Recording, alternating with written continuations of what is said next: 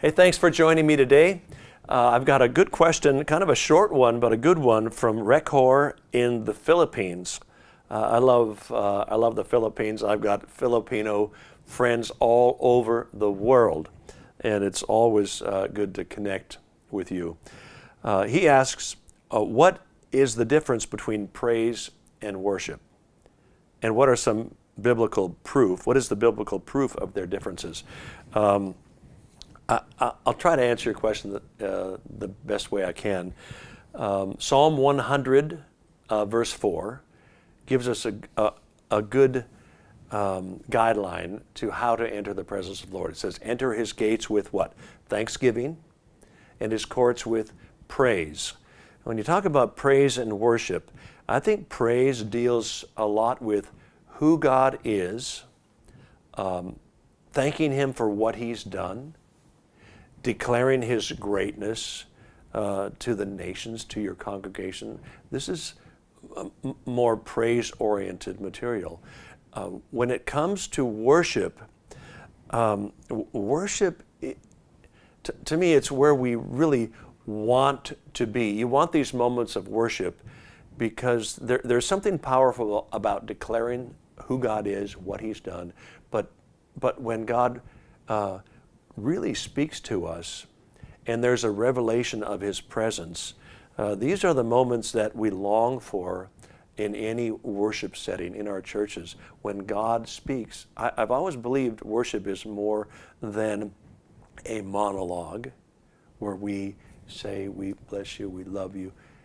If we'll give God a moment and give God some room, he wants to speak to us too. And these are the moments that I think in worship where lives are really, really changed. And this should be our goal. I want to read a little passage, part of a passage from Isaiah 6. In Isaiah 6, it says, in the year that King Uzziah died, I saw the Lord sitting on a throne, high and lifted up. Now we're talking about worship here, and this is a good picture of worship. And the train of his robe filled the temple. Above it stood seraphim. Each one had 6 wings. With 2 he covered his face. With 2 he covered his feet. With 2 he flew. And one cried to another and said, Holy, holy, holy is the Lord of hosts. The whole earth is full of his glory.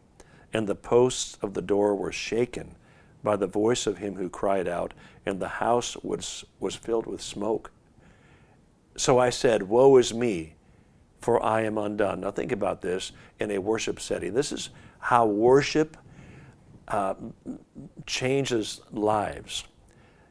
Because he had this moment where he saw the Lord high and lifted up, he said, Woe is me, I'm undone.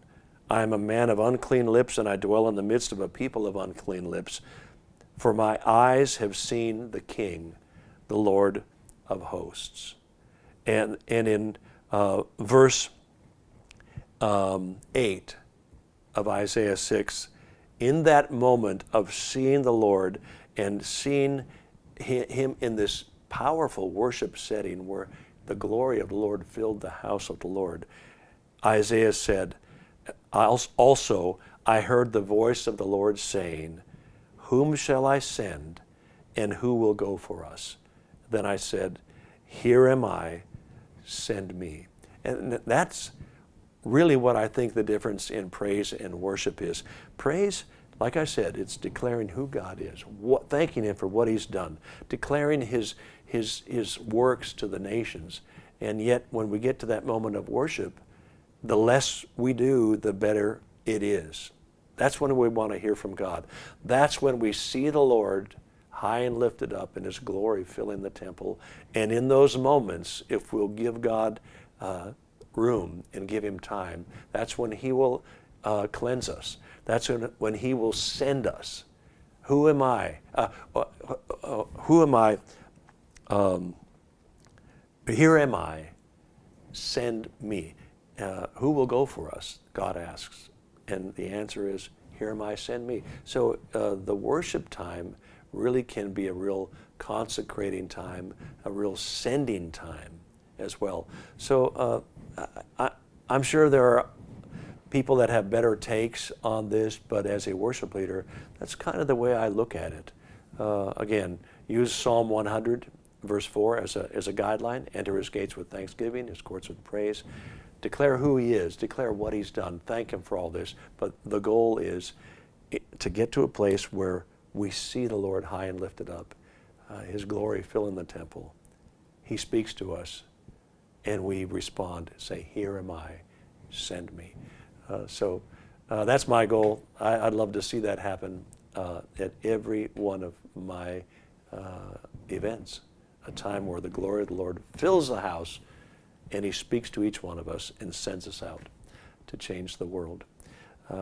Thanks so much for your question. I hope to see you soon in the Philippines.